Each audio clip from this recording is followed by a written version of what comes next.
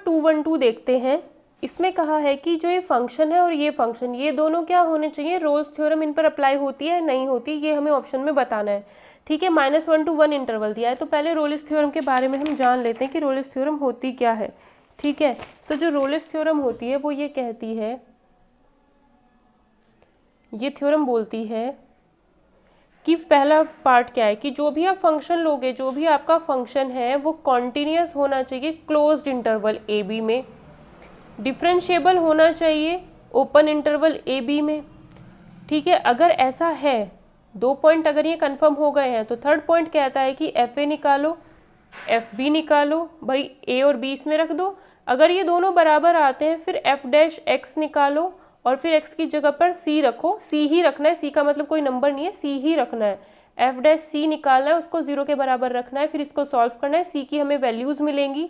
वो values a से b के बीच में अगर आ रही हैं, ओपन इंटरवल ए बी, मतलब a नहीं हो सकता b नहीं हो सकता, बट a से b के बीच की अगर वो वैल्यूज़ हैं तो रोल्स थ्योरम एप्लीकेबल है, अदरवाइज नहीं। ठीक है, तो हमें जो पहला फंक्शन दिया है वो कहा है √1 - x²।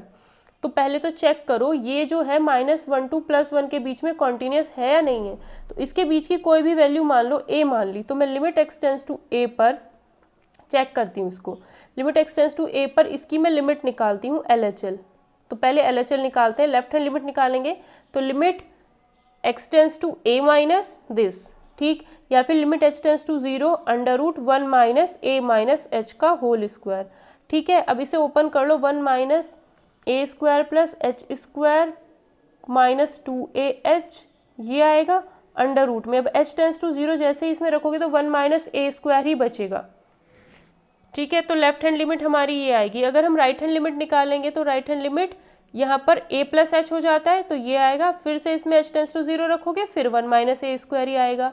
और अगर इसमें डायरेक्ट a रख देते हो, एफ ए की वैल्यू निकाल लो, तो वो भी √1 - a² ही आएगी। तो मतलब left hand limit, right hand limit और फंक्शन की a पर वैल्यू तीनों बराबर है, इसका मतलब फंक्शन इस पर कंटिन्यूअस है।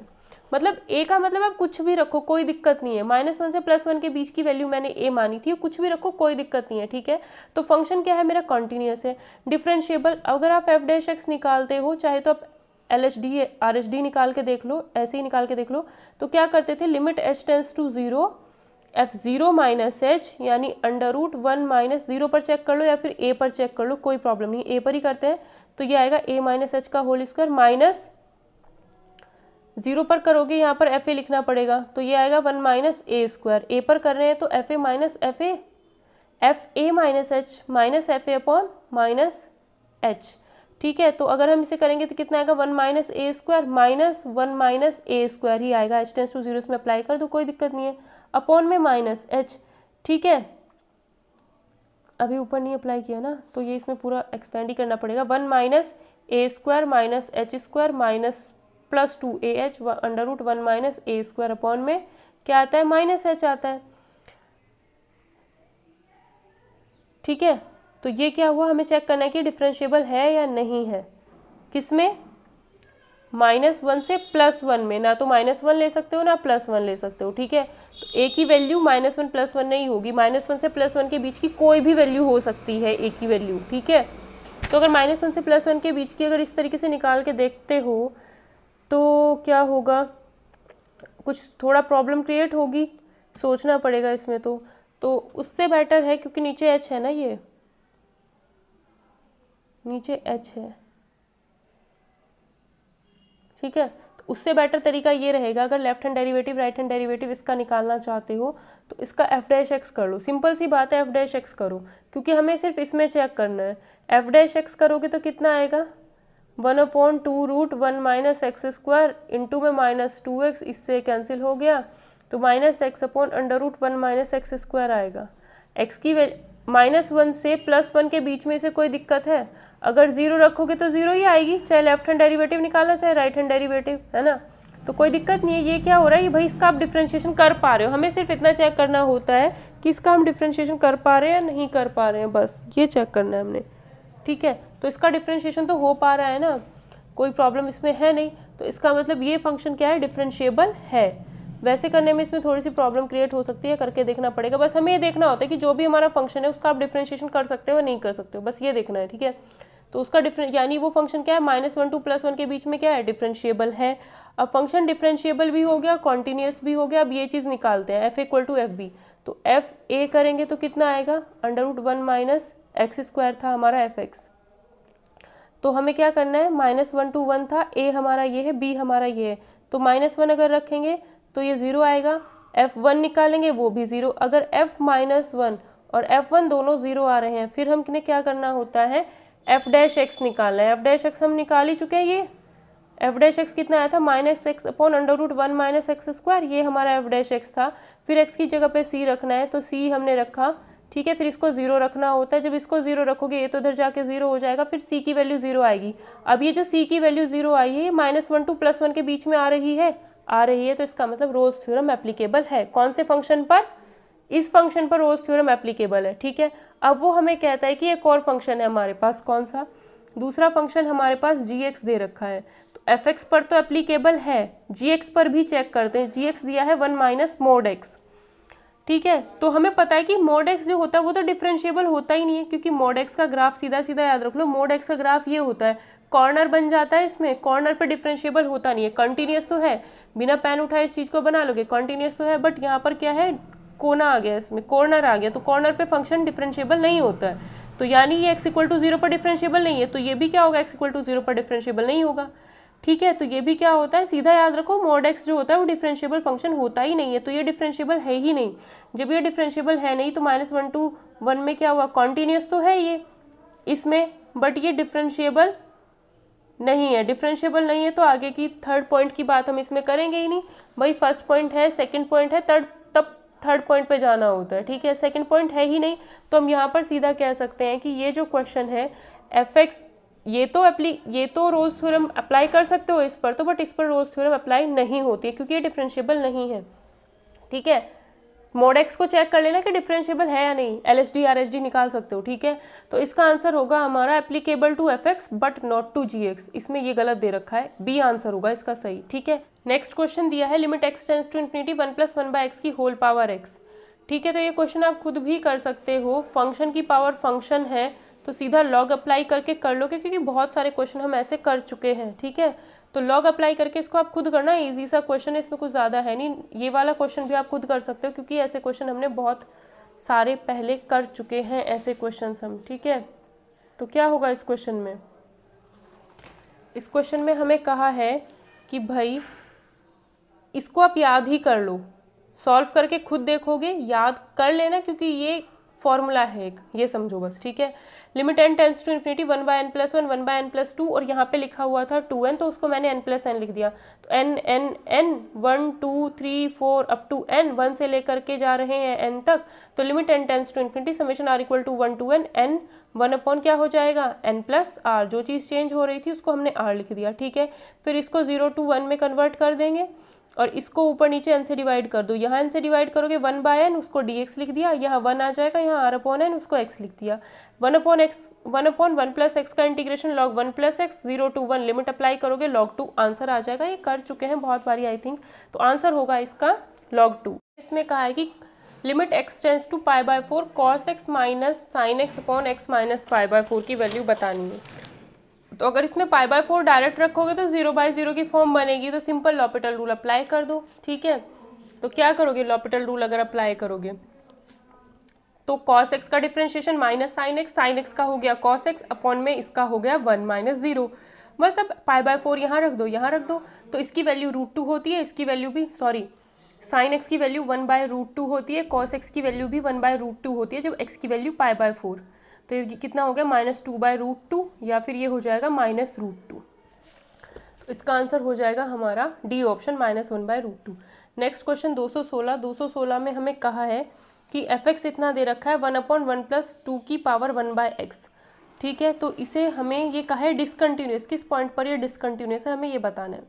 0 पर है, 1 पर है, -1 पर है, 2 पर है, किस पॉइंट पर ये डिसकंटिन्यूस है।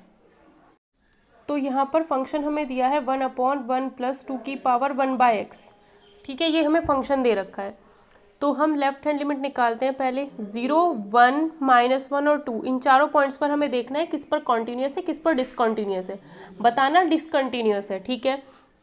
तो पहली बात तो मुझे यहाँ पर सीधा सीधा दिख रहा है, अगर मैं यहाँ पर 1 रखूँगी तो 1/1 प्लस 2 की पावर 1/1 यानी 1/3 ही आएगा। अब यहाँ पर आप अगर मैं 1 पे चेक कर रही हूँ तो 1 minus h 1 plus h h tends to 0, तो यहाँ तो 1 ही रहेगा, ठीक है। तो यानी वैल्यू सेम ही मिलेगी। सिंपल सी बात ये है, x=1 पर पहले इसकी वैल्यू निकालो, 1/1 प्लस 2 की पावर 1/1 दैट इज 1/3 आएगा। अगर 1 माइनस एच करोगे और एच टेंस टू 0 यहाँ लिखोगे तब भी ये 1 ही रहेगा। 1 प्लस एच करोगे और एच टेंस टू 0 करोगे तब भी ये 1 ही रहेगा। मतलब 1 पर तो इसे कोई दिक्कत है ही नहीं, -1 और 2 पर भी इसे कोई प्रॉब्लम नहीं होगी क्योंकि ये नंबर्स हैं। यहाँ -1 लिख लो, एच टेंस टू 0 पर ये 2 की पावर -1 ही आएगा, ठीक है। -1 माइनस एच रखोगे तब भी -1 ही रहेगा एच टेंस टू 0 पर, ठीक, क्योंकि एच तो कोई प्रॉब्लम क्रिएट कर ही नहीं रहा है। और ना रखो माइनस एच को तब ये 2 की पावर -1 ही रहेगा। तो 2 पर भी इसमें कोई दिक्कत नहीं है। दिक्कत कहाँ करेगा, ये 2 की पावर जब इन्फिनिटी हो जाता है तब 0 होता है। दिक्कत कब होगी, इसे 2 की पावर इन्फिनिटी हो जाती है, ठीक है। दिक्कत कब होगी, जब 0 यहाँ रखा जाएगा। अगर हम यहाँ पर f0 ही निकालने लगे तो क्या आएगा, 1 प्लस 2 की पावर 1/0 दैट इज 1/इन्फिनिटी। 2 की पावर इन्फिनिटी होता है और +1 करोगे तो इन्फिनिटी आएगा यानी 0। f0 की वैल्यू तो 0 आ गई, इस पर तो कोई दिक्कत है नहीं। लेकिन अगर हम लेफ्ट हैंड लिमिट निकालेंगे तो क्या होगा, limit h tends to 0 1/1 plus 2 की पावर 1/0 माइनस एच, ठीक। अब ये आ जाएगा हमारा 1/1 प्लस 2 की पावर 1/-एच और h टेंस टू 0 यहाँ रखोगे 1/0 यानी इन्फिनिटी, और वो भी कैसा, नेगेटिव इन्फिनिटी। तो 2 की पावर -इन्फिनिटी 0 होता है, तो ये कितना आता है, 1 आ जाएगा, ठीक। और जब RHL निकालोगे तो यहाँ रखोगे 0 प्लस एच, 0 प्लस एच तो ये आएगा 1/1 प्लस 2 की पावर 1/h आएगा। कितना आएगा, 1/h। और h टेंस टू 0 यहाँ रखोगे तो कितना हो जाएगा, 2 की पावर इन्फिनिटी, तो ये पूरा इन्फिनिटी, 1/इन्फिनिटी 0। तो हम कह सकते हैं कि फंक्शन 0 पर तो 0 है, लेफ्ट हैंड लिमिट 0 है, बट राइट हैंड लिमिट इसकी 1 आ रही है। राइट हैंड लिमिट 1 आ रही है तो तीनों चीज़ें बराबर थोड़ी ना आ रही है, तो फंक्शन कॉन्टिन्यूस नहीं होगा। कब, जब x=0 है तब। तो यानी फंक्शन कब डिसकंटिन्यूअस है, जब 0 है, ठीक है। बाकी स्पेस से कोई प्रॉब्लम होगी ही नहीं। नेक्स्ट क्वेश्चन 217, इसमें क्या है, 3 की पावर x 4 की पावर x की power 1/x x tends to infinity. इसको कैसे सॉल्व करोगे, तो इसको हम क्या करते हैं, इस क्वेश्चन को करने के लिए x टेंस टू इन्फिनिटी, ये फंक्शन की पावर फंक्शन है तो लॉग अप्लाई करो, a मान लिया, लॉग अप्लाई कर दिया दोनों साइड, तो 1/x कहाँ जाता है, नीचे आ जाता है, log this limit x tends to infinity, यहाँ सोच लो लिखा हुआ है। तो ये क्या बन रहा है, अब इसे देखते हैं, log 3 की पावर x प्लस 4 की पावर x अपॉन में x। जब यहाँ पर इन्फिनिटी रखोगे तो 3 की पावर इन्फिनिटी ही होगा, 4 की पावर इन्फिनिटी होता है। a ग्रेटर देन 1, अगर अब a की पावर इन्फिनिटी करोगे तो इन्फिनिटी ही मिलेगा, अगर a की वैल्यू 1 से बड़ी है तो, ठीक है। अब क्या करना है, ऊपर तो इन्फिनिटी, ये कितना आएगा, लॉग इन्फिनिटी होता है, नीचे x की जगह इन्फिनिटी रखोगे तो इन्फिनिटी की फॉर्म बन जाएगी। तो इसका डिफरेंशिएशन कर दो, 1 अपॉन कितना आएगा, 1/3 की पावर x प्लस 4 की पावर x। 3 की पावर x का डिफरेंशिएशन 3 की पावर x log बेस 3, 4 की पावर x का डिफरेंशिएशन 4 की पावर x log 4, और इस x का नीचे क्या हो जाएगा, 1, ठीक है, क्योंकि ये इसके नीचे है तो 1। अब क्या हुआ, ये चीज़ हमने, ये जो था यहाँ से हमने क्या किया, मुझे एक चीज़ पता होती है, क्या भाई, ये मैंने पहले भी बताया है कि अगर कोई वैल्यू 0 से 1 के बीच की है और अब इसकी पावर इन्फिनिटी करोगे तब तो 0 है, लेकिन अगर ये वैल्यू 1 से बड़ी हो गई तब उसकी पावर इन्फिनिटी है तो इन्फिनिटी है। तो मैं क्या करूँगी, मुझे यहाँ पर एक ऐसी वैल्यू बनानी है जिसकी वैल्यू 0 से 1 के बीच में हो, तो मैं यहाँ से 4 की पावर x कॉमन लूँगी, क्योंकि 4 की पावर x कॉमन लूँगी, या फिर सिंपल मान लो कि इस चीज़ को मैंने 4 की पावर x से डिवाइड किया, इसको भी किया, इसको भी किया, इसको भी, न्यूमरेटर और डिनोमिनेटर दोनों को। अगर मैं 3 की पावर x से डिवाइड करती हूँ तो 4 की पावर x अपॉन 3 की पावर x बनेगा, और ये वैल्यू जो है इसे मैं लिख सकती हूँ 4/3 की होल पावर x, या फिर ये जो वैल्यू है 1 से बड़ी हो रही है। और अगर आप 4/3 की पावर x करते हो, फिर x टेंस टू इन्फिनिटी लगाते हो तो 1 पॉइंट समथिंग उसकी पावर इन्फिनिटी, तो ये तो इन्फिनिटी ही हो जाएगा। तो वैल्यू ऐसी करो ना, इसको ऐसा बनाओ कि ये 1/2 की पावर इन्फिनिटी बने, जिसे आप 0 लिख सकते हो। मतलब 1/2 कहने से मतलब है कि ऐसी वैल्यू बनाओ जो 0 से 1 के बीच की हो। 1/2 0 से 1 के बीच का होता है, तो मैंने इसलिए बस समझाने के लिए लिख दिया ये, ठीक है। 1/2 थोड़ा ही ना बना लेंगे हम, तो हमने 4 की पावर x से इसको भी डिवाइड किया, इसको भी डिवाइड किया, तो ये हो गया 3 की पावर, ये आ गया यहाँ पर, यहाँ से कैंसिल, इसको डिवाइड करोगे 3 की पावर x अपॉन 4 की पावर x प्लस 1, इसीलिए खिचड़ी बनी जाती है बाद में। ठीक है, अब समझाते समझाते अगर साफ साफ भी, अभी देखो साफ साफ लिखा हुआ है, ठीक, बाद में इसमें भी खिचड़ी बनेगी। तो क्या हुआ ये, फिर हमने क्या करना है, 3 की पावर x, देखो 3 की पावर x अपॉन 4 की पावर x, 3 अपॉन 4 की पावर x log 3, फिर ये log 4, ये 3 अपॉन 4 की पावर x प्लस 1 हो गया। ठीक है, तो ये कितना हुआ हमारा, ये कितना हुआ, ये हो जाए, देखो अब ये x टेंस टू इन्फिनिटी जैसे ही यहाँ पर अप्लाई करोगे तो ये 1 से छोटी वैल्यू है, 0 से 1 के बीच की, उसकी पावर इन्फिनिटी 0, दैट मीन्स ये पोर्शन 0, ये बचेगा, इसकी वैल्यू भी क्या हो जाएगी, x टेंस टू इन्फिनिटी पर 0 हो जाएगा, नीचे 1 बचेगा, log 4 अपॉन 1 बच रहा है, इधर log a चल रहा था तो a की वैल्यू क्या होनी चाहिए, 4 होनी चाहिए, तो आंसर क्या हो जाएगा इसका, कहाँ गया, ये रहा, तो डी ऑप्शन इसका आंसर हो जाएगा, क्या हो जाएगा इसका आंसर 4।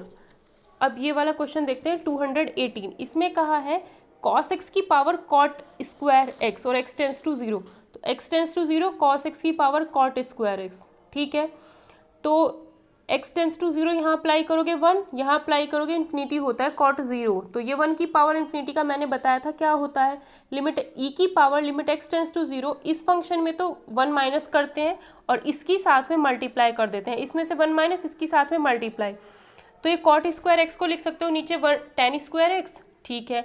अब क्या किया, ये 0/0 की फॉर्म बनेगी, यहाँ पर 0 रखोगे तो ये 1 माइनस 1 0, यहाँ 0 रखोगे 0/0 की अगर फॉर्म बन जाती है, cos x का differentiation minus sine x, tan square का डिफ्रेंशिएशन 2 tan x, और tan x को दोबारा करोगे तो sec स्क्वायर x आएगा, ठीक है। अब साइन x से यहाँ पर एक साइन x होता है tan x में, साइन x से साइन x कैंसिल, इस tan x को साइन अपॉन कॉस लिखना है, साइन x से साइन x कैंसिल, नीचे एक कॉस आएगा, वो कॉस यहाँ ले आओ तो मतलब ये हो गया minus sine x upon sine x, और इसके नीचे कॉस एक्स और ये सेक स्क्वायर एक्स, तो ये 1 अपॉन कॉस एक्स को सेक स्क्वायर कर दोगे तो ये तो हो गया सेक क्यूब, इससे एक कैंसिल, तो ये क्या हो गया -1 अपॉन सेक क्यूब, या फिर इस सेक क्यूब को ऊपर लेके चले जाओ तो कॉस क्यूब हो जाएगा, तो ये हो गया माइनस कॉस क्यूब एक्स 1/2, ठीक है। तो ये हुआ x टेंस टू 0 पर ये क्या हो जाएगा 1, तो -1/2, तो e की पावर -1/2 ही इसका आंसर हो जाएगा, यानी बी ऑप्शन इसका आंसर होगा। नेक्स्ट 219 क्वेश्चन में कहा है function is differentiable for all real x, x की वैल्यू आप चाहे कुछ भी रखो ये हमेशा डिफरेंशिएबल है, ठीक है, ये क्या है डिफरेंशिएबल है, तो हमें a और b की वैल्यू बतानी है क्या होगी। जब कोई फंक्शन डिफरेंशिएबल होता है तो वो पक्का कॉन्टिन्यूस तो होता ही होता है, क्योंकि डिफरेंशिएबल फंक्शन हमेशा कॉन्टिन्यूस होता है, ठीक है। तो इसने जो हमें फंक्शन दे रखा है ये, अब जब ये फंक्शन कॉन्टिन्यूस है तो x लेस देन 1 और x ग्रेटर देन 1 पर जो वैल्यूज़ होंगी वो तो बराबर ही आएंगी। जब ये फंक्शन कॉन्टिन्यूस है तो 1 पॉइंट यहाँ मिला हुआ है, f1 निकालो, f1 निकालोगे तो x इक्वल्स टू 1 पर x की जगह पे यहाँ पर 1 रखोगे तो ये आएगा 1 + 3 + a, तो 1 + 3 + a यानी f1, ठीक। तो f1 is equals to left hand limit is equals to right hand limit होगा। जब फंक्शन कॉन्टिन्यूस है तो ये चीज़ यूज़ करते हैं पहले, तो डिफरेंशिएबल है तो कॉन्टिन्यूस है तो इस चीज़ का यूज़ करके देखते हैं इक्वेशन बनेगी या नहीं बनेगी। तो x इक्वल टू 1 रखता है, 1 + 3 + a, तो ये आ गया।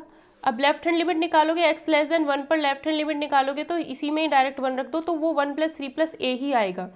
राइट हैंड लिमिट निकालोगे तो x ग्रेटर देन 1 पर राइट हैंड लिमिट निकलेगी b + 2, तो ये हो गई राइट हैंड लिमिट, तो ये दोनों बराबर होंगे ही होंगे, लेफ्ट हैंड भी यही है, f1 भी यही है, दोनों बराबर हो जाएंगे, ये राइट हैंड है।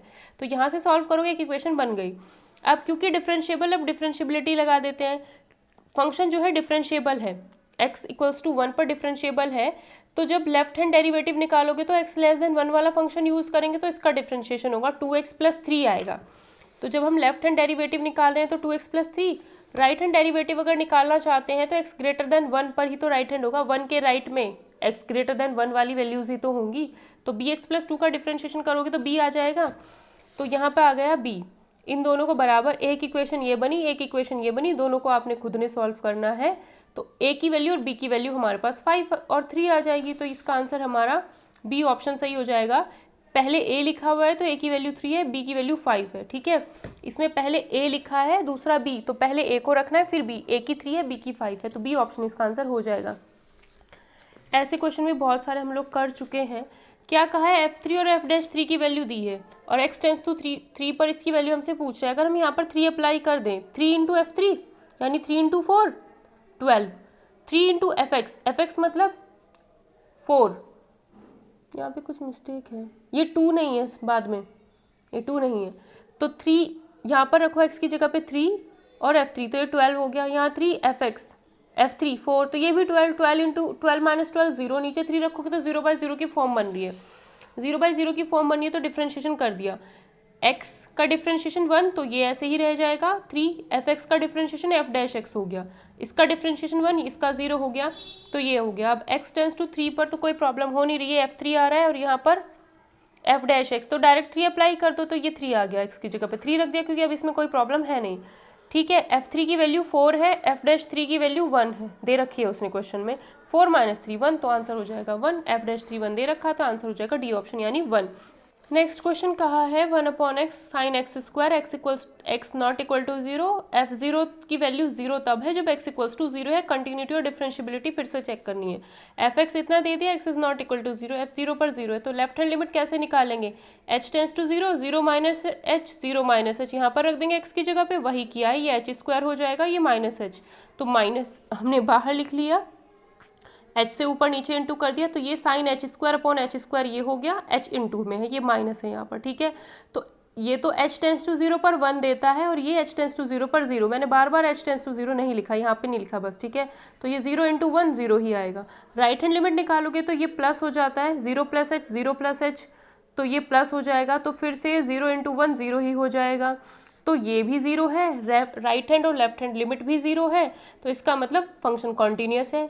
अब इसका डेरिवेटिव चेक करते हैं, left hand derivative limit h tends to 0 f0 minus h minus f0 upon minus h, इसकी वैल्यू 0 है, 0 माइनस h मतलब 0 माइनस h 0 माइनस h यहाँ पर रख दिया, नीचे क्या है माइनस h, ठीक है। तो ये क्या हो जाएगा, ये इसके साथ इंटू हो जाएगा, तो 1/h square sine h square, h tends to 0 पर इसकी वैल्यू 1 होती है।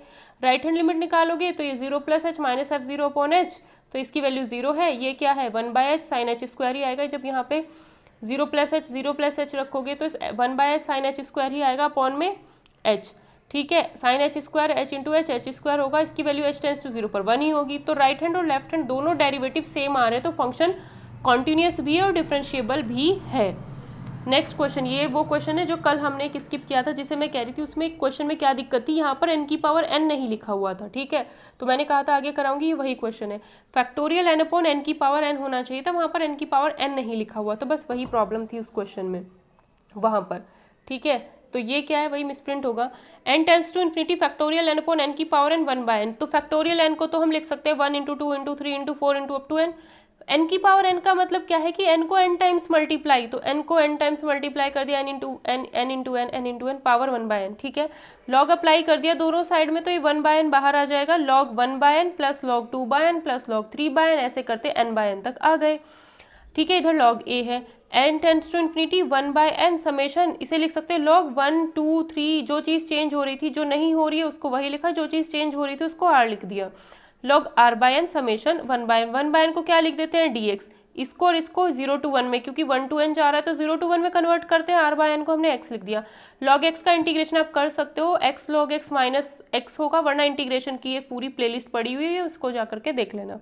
log x का integration x log x minus x, 0 to 1 में इसका इंटीग्रेशन करना है, जब आप लिमिट अप्लाई करोगे तो -1 आंसर आ जाएगा, 1 रखोगे तो log 1 की वैल्यू 0, यहाँ -1 आएगा, 0 पे ये भी 0 ये भी 0, तो -1 ही आंसर आएगा। छोटी छोटी चीज़ें मैं कट भी कर रही हूँ, ठीक है।